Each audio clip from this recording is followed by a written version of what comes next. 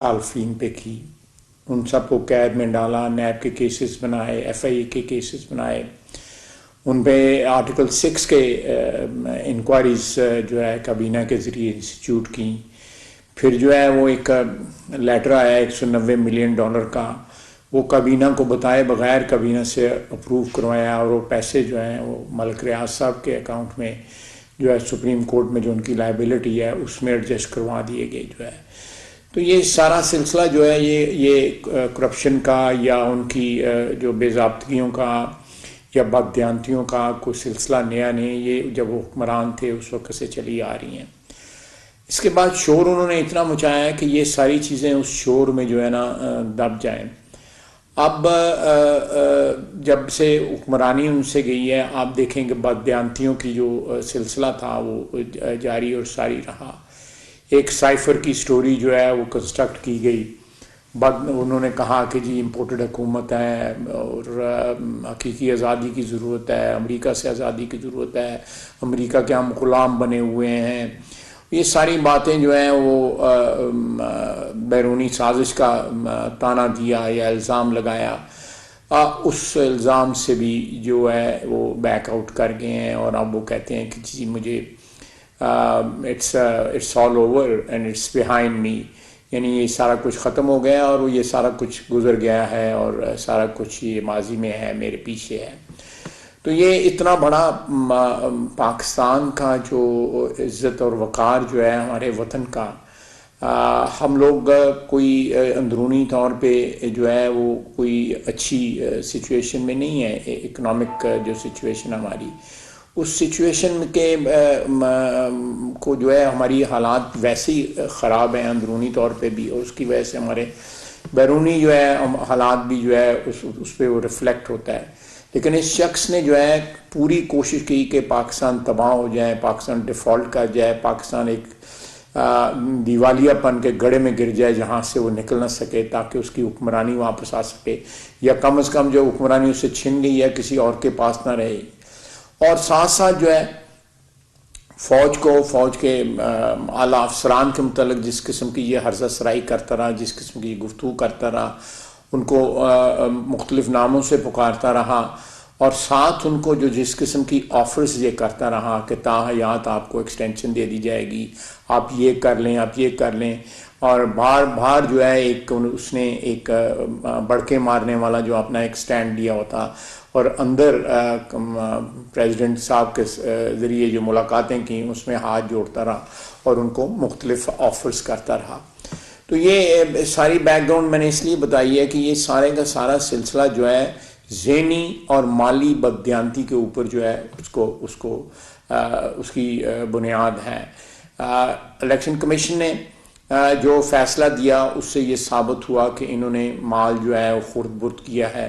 और जो इल्ज़ामात उनके ख़िलाफ़ जो है वो सही साबित हुए, इल्ज़ामात के नतीजे में इनको डिस्क्वालीफाई किया गया। तो ये सारी बातें जो है ना ये मैटर ऑफ रिकॉर्ड हैं पिछले एक साल से, जब से इन्होंने पिछले अक्टूबर में जब क्राइसिस जो है ISI चीफ को अपॉइंट करने की स्टार्ट हुई। तो मैं ये अर्ज़ करना चाहता था कि अब कल जो स्कैंडल जो है वो हुआ है, सामने आया है, उसमें 2-3 चीज़ें बड़ी इम्पॉर्टेंट हैं। कि एक तो ये है कि इन्होंने जाके वहाँ पे बेचा, घड़ी बेची बाहर किसी मुल्क में, दुबई में जाके बेची।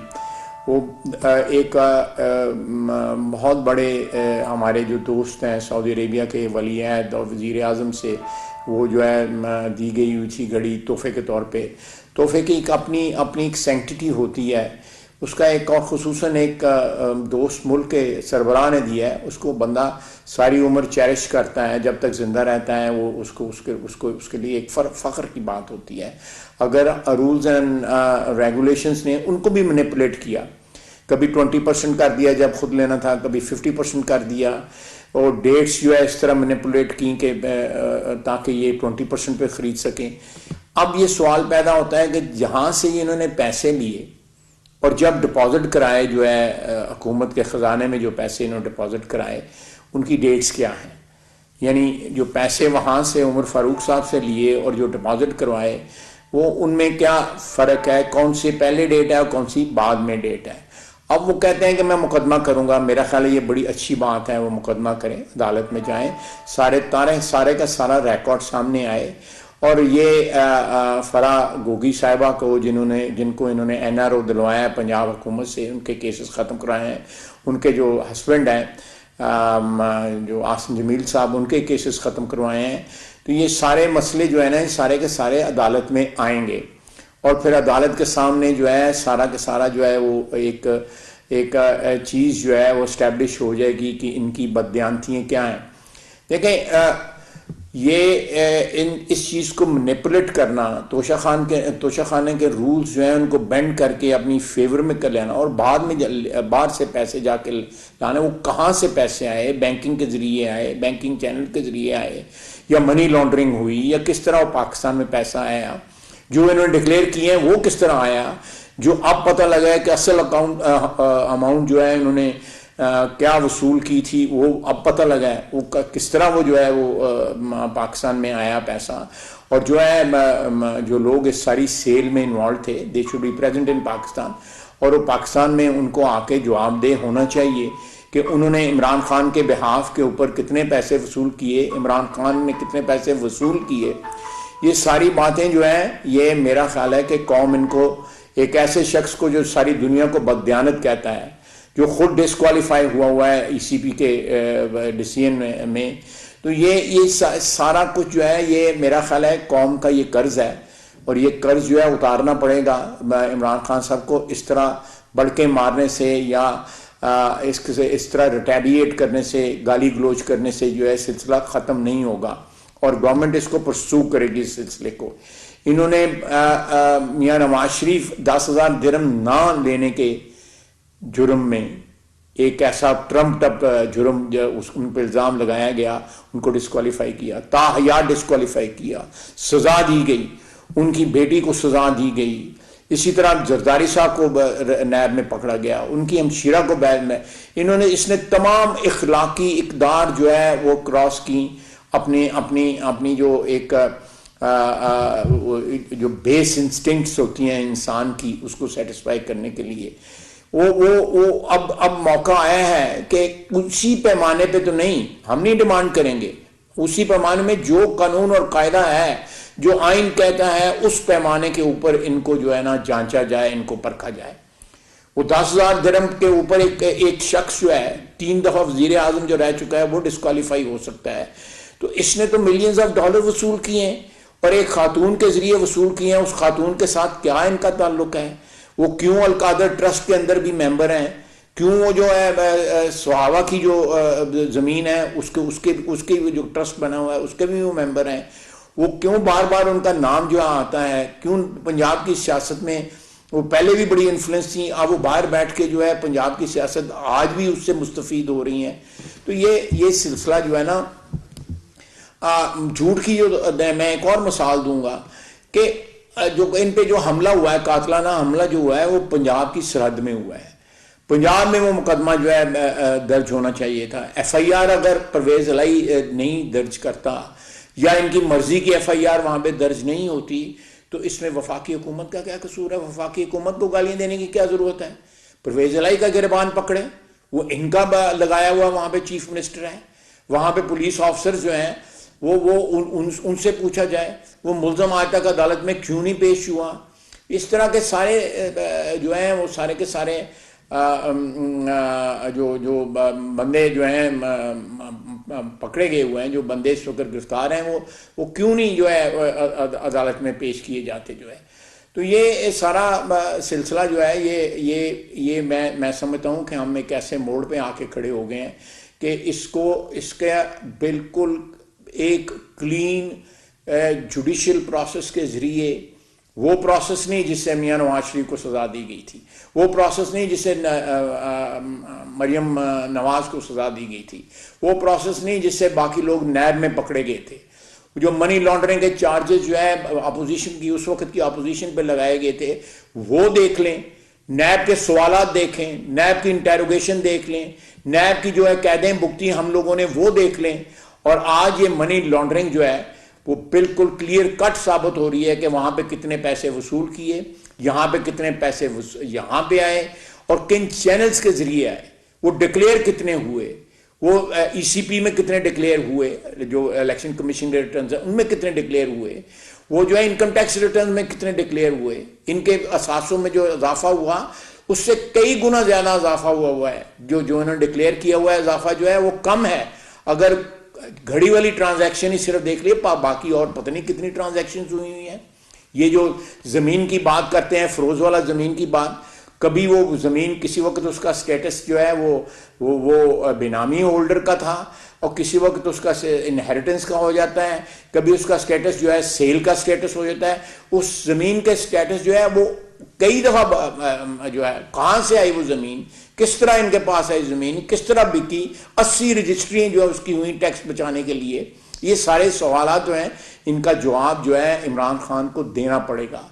इमरान खान जो है अब अवॉइड नहीं कर सकता। इंशाअल्लाह ताला पाकिस्तान में आइन और कानून की हुक्मरानी है इस वक्त, एक सियासी कैदी नहीं है। इमरान खान के 3.5 साल के दौर में सियासतदान कैद रहे, थ्रू आउट कैद रहे। हमजा शहबाज शरीफ जो है 22 महीने कैद रहा, शहबाज शरीफ कैद रहा, नवाज शरीफ कैद रहा, मरियम नवाज कैद रही, यूसुफ अब्बास उनका भतीजा जो है मियां नवाज शरीफ का कैद रहा, आज चीमा कैद रहा, आसन इकबाल, शाहिद अब्बासी, आसिफ जरदारी साहब, शर्जील मेमन जरदारी साहब की हमशीरा। ये एक लंबी लिस्ट है जो लोग इनके दौर में कैद रहे। आज बताएं 8 महीने हो गए हमारी हुकूमत को आए हुए, एक शख्स जो है कैद नहीं है इस वक्त। 3-4 लोग जो गिरफ्तार हुए वो कानून और कायदे के तहत कोई तीसरे दिन जो है रिहा हो गया, कोई उसी दिन रिहा हो गया, कोई अगले दिन रिहा हो गया। एक रेन ऑफ टेरर था, एक दहशत गर्दी का जो है वो समा था, और ये दहशत गर्दी का एक जो है माहौल बना दिया हुआ था इन्होंने कि कोई बंदा जो है नैब के जरिए किस वक्त उठा लिया जाए। तो ये प्लीज ये अंडरस्टैंड करने की, पाकिस्तानी अवाम को ये अंडरस्टैंड करने की बात यह है कि ये घड़ी का जो देखें सारी दुनिया जो है इस वक्त, मुझे अभी एक मैसेज आया है सऊदी अरेबिया में, किसी बड़े ओहदे पे फायज हैं, उन्होंने कहा यार तुम लोग क्या करते हो, ये तोहफे तो जो है इनकी एक सेंक्टिटी होती है, इनकी एक इज्जत होती है, इनको बंदा फ़ख्र से जो है उनको प्रिजर्व करता है कि भाई ये मुझे फ़लाँ वक्त में मैं वज़ीर आज़म था या वज़ीर था और मुझे फ़लाँ हुक्मरान ने दिया और मैंने हुकूमत के ये रूल्स एंड रेगुलेशंस के तहत ये लिया। तोशाखाना की कमेटी की रिकमेंडेशंस जो हैं, मैं उस कमेटी का मुझे सरबराह बनाया गया वज़ीर आज़म साहब की तरफ से। उन्होंने रिकमेंडेशंस हमने आज से 1.5-2 महीने पहले भेज दी हुई हैं कि तोशाखाना के रूल्स जो हैं वो रेडिकली चेंज कर दिए जाएं। जितने पिछले 7-8 महीने में वज़ीर आज़म को तोहफे वसूल हुए हैं या बाकी हजरात को तो वो डिपॉजिट हुए हैं, इस वक्त वो सारे तोहफे जो हैं जिसमें मैं भी शामिल हूँ, वो सारे तोहफे जो है ना इस वक्त शो केसेस में वज़ीर आज़म हाउस की कॉरिडोर्स में, उन राहदारियों में जहां पे सिर्फ करप्शन होती थी, जहां पे सिर्फ डाके मारने के जो है मंसूबे बनते थे, जहां पे फराह गोगी और दूसरे लोग इस किस्म के लोग जो है वो आके जो है स्कीमिंग करते थे कि किस तरह पाकिस्तान को लूटना है, किस तरह अपने मुखालफिन को जो है तबाह बर्बाद करने की स्कीमें बनाई जाती थी, पाकिस्तान के आइन और कानून की धज्जियां बखेरी जाती थी, पाकिस्तान के वकार की धज्जियां बखेरी जाती थी उन कॉरिडोर्स में। आज उन कॉरिडोर्स में तोशाखाना में वसूल हुए जो तोहफे हैं वो किसी भी मीडिया के लिए या किसी भी पब्लिक के लिए इस वक्त जो है पब्लिक व्यू में वहाँ पे आप शो केसेस में जाके दे सकते हैं। ये चीज़ें रेडिकली चेंज हुई हैं और आइंदा भी होंगी। ये अमानतें जो हैं, ये अगर रूल्स चेंज हो जाती हैं तो ये अमानतें जो हैं वो एक नए रूल्स के तहत जो है गवर्नमेंट जो है उनको ओन करेगी। अगर कोई लेना चाहेगा उसका तरीक़ाकार भी उसमें वज़ा हुआ है। तो ये सारा कुछ जो है मैं आपकी खिदमत में सिर्फ इसलिए अर्ज़ करना चाहता था